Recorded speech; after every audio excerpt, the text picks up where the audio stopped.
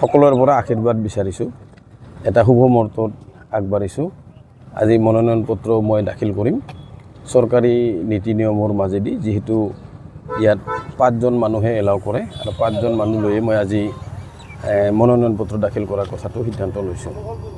এতিয়া মই গৈ বিজেপি অফিচত কিছু সময় তাতে অপেক্ষা কৰি আমি 12টামান বজাৰ আগে আগে চৰকাৰী কাৰ্যালয়লৈ গৈ জিলা আয়ুক্তৰ কাৰ্যালয়লৈ গৈ মনোনয়ন পত্ৰ দাখিল কৰাৰ কথাটো ভাবিছোঁ আৰু তাৰে মুহূৰ্তত মই সকলোৰে আশীৰ্বাদ বিচাৰিছোঁ।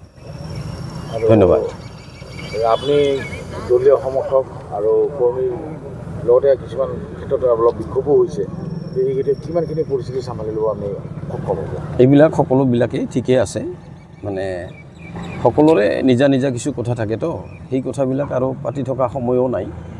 গতিকে মই ভাবোঁ আমি মানে যিটো মূল ভাৰতীয় জনতা পাৰ্টি বঙাইগাঁও জিলা কমিটিৰ সম্পূৰ্ণ সহযোগ আমি লাভ কৰিছোঁ।